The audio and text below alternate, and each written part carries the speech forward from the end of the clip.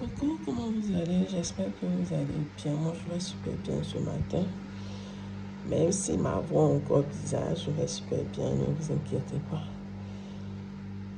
Oh, aujourd'hui, je veux parler de la frustration qu'on ressent en tant que femme lorsqu'on a abandonné. Je ne peux parler de la frustration qu'un homme ressent lorsqu'on l'a abandonné parce que je suis pas un homme. Mais je pense que même si un homme traverse ou vit cela, il va se retrouver dans ce que je dis en fait. Ce matin, je veux parler de la frustration, la honte qu'on ressent lorsqu'on te tourne le dos. Lorsqu'on te tourne le dos, quand tu t'y attends le moins. Lorsqu'on te tourne le dos, quand chez toi, tout va bien. Et qu'à ta grande surprise, on t'a tourné le dos. Lorsqu'on te tourne le dos, quand pour toi, malgré ce qui se passe, il peut encore y avoir une solution. On peut encore arranger les choses. Et on te tourne le dos. Quand celui qui est en face de toi te montre qu'il est là, il est présent, et que tu ne vois pas la chose venir, et qu'à ta grande surprise, cette personne te tourne le dos.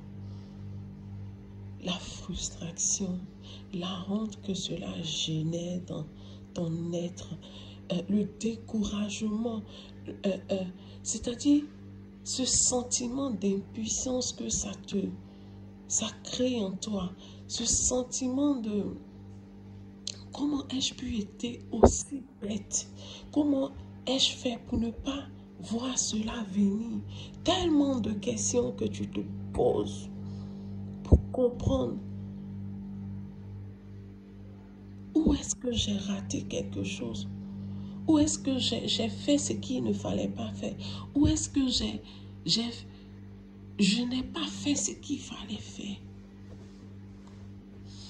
Et tu te poses tellement de questions que tu ne comprends pas. Je veux dire, une personne qui passe par cette période-là dans sa vie, accroche-toi au Saint-Esprit. Oui, je sais que tu es frustré, que tu es blessé. Je sais que tu as même honte. Quand c'est comme ça, tu as honte. Tu te dis, mais qu'est-ce que les gens vont penser? Mais qu'est-ce que les gens disent de moi? Mais qu'est-ce que les gens vont dire dans ma famille? Mais qu'est-ce que les gens vont dire dans mon entourage? Des fois, il y a ceux qui parlent dans ton dos. Des fois, il y a ceux qui parlent devant toi. Des fois, il y a ceux qui parlent dans ton dos et qui ramènent cela vers toi. La frustration qu'on ressent lorsque homme ou femme t'abandonne.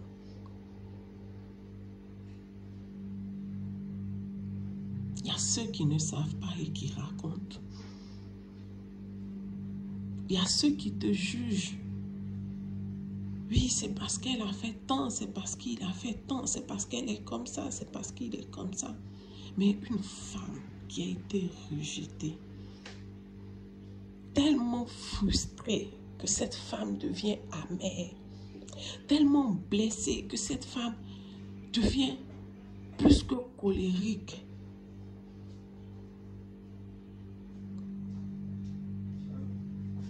Cette femme est prompte à péter les plombs partout. Ma soeur, si tu passes par ces moments, tu as besoin du Saint-Esprit. Tu as besoin de venir te positionner au pied de la croix de Jésus. Parce que c'est là que se trouve ta restauration, ta guérison. Parce que lorsque tu traverses cela, tu perds même l'estime de soi. Parce que tu te demandes, mais comment est-ce possible? que cet homme a pu m'abandonner comme ça. C'est encore plus difficile quand tu te rends compte que cet homme t'a abandonné pour une femme qui est peut-être moins âgée que toi. Mais là, tu te fais... Il y a cette blessure, cette frustration. Surtout quand tu as passé des années avec un homme, que tu lui as donné des enfants. Et qu'au jour d'aujourd'hui, ce dernier te laisse pour une plus jeune que toi, qui est encore fraîche. Mais tu perds ton estime de soi. Tu te poses tellement de questions. Mais pourquoi m'a-t-il laissé?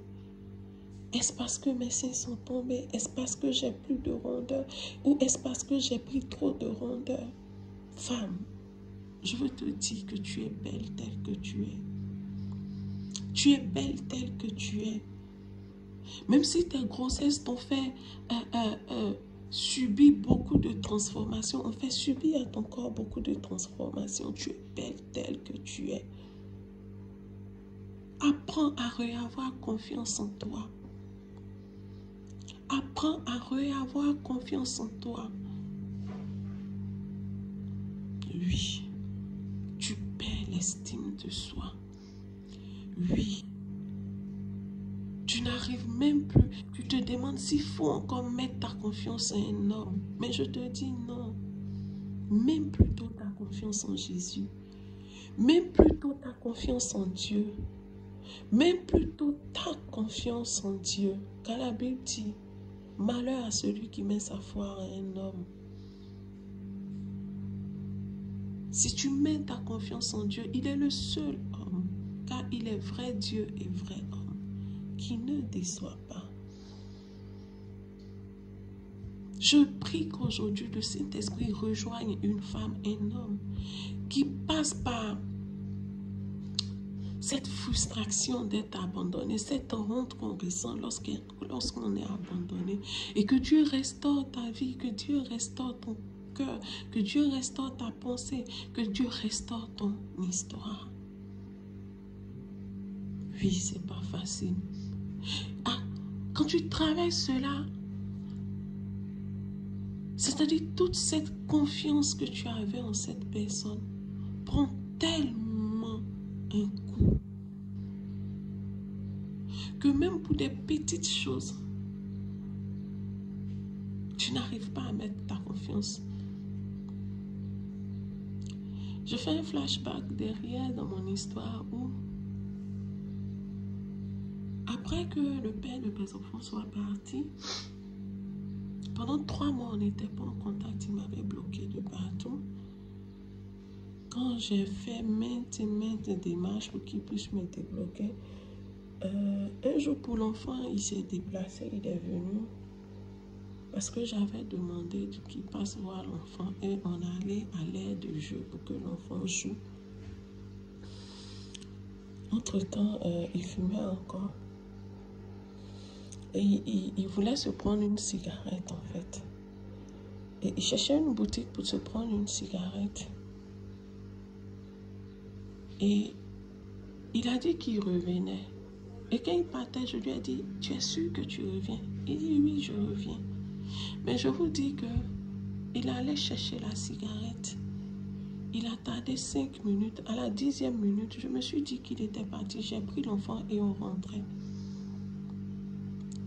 Pour vous montrer à quel point je ne lui faisais plus confiance. Et quand il revenait, il m'a vu de dos, je partais avec l'enfant, il m'a interpellé. Mais tu vas où avec l'enfant? Je lui ai dit on rentre. Il dit mais comment vous rentrez? J'ai dit mais comme tu as tardé, je ne sais pas. Je pensais que tu étais parti. Et il m'a regardé. Il dit comment parti? Mais peut-être que pour d'autres personnes, entendre ce livre, ils vont dire à 10 minutes tu exagères. Mais qu'un homme te dit je vais pour mes activités dans une autre ville et que toute la nuit il fait son sac à dos et matin parce qu'il y a eu un problème entre toi et sa soeur, la nuit plutôt, un problème banal comme d'habitude, Mais le lendemain, tellement il y a des antécédents, tellement il y a beaucoup de problèmes qui sont restés là, tellement de choses. Et monsieur s'en va. Et de la même manière, il s'en va. Tu lui demandes, mais tu reviens quand il dit, je ne sais pas. Et il est parti comme ça. Parce que à cause de ce qui s'est passé et à cause d'un statut qu'il a fait, que tu n'as pas apprécié. Bon, je ne veux pas trop rentrer dans les détails. Tu prends ton téléphone et tu fais une vidéo pour décrier le comportement des belles-sœurs dans le foyer de leurs frères. Et qu'à cause de cela, monsieur te laisse. Parce que pour lui, tu as exposé sa famille. Tu ne peux plus faire confiance à cet homme. Parce qu'on ne peut pas sortir d'un foyer, dire je vais en voyage, je reviens et ne plus jamais revenir. Et rester dans ce voyage et dire à sa famille parce qu'elle a fait cela.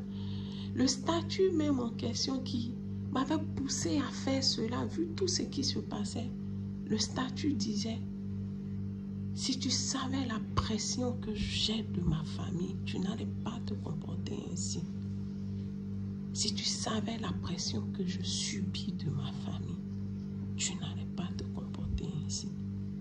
Et c'est à cause de ce statut que j'ai fait cette vidéo, qui bien vrai ne mentionnait pas le nom de telle belle ou telle belle. Parce que je suis restée dans ce cadre de parler de la souffrance d'une femme dans son foyer. Cette souffrance appuyée plus par ses belles-sœurs. Ou, je ne sais pas trop comment on dit ça, mais c'était plus ça, bref. Mais cette confiance était brisée. Cette confiance était brisée.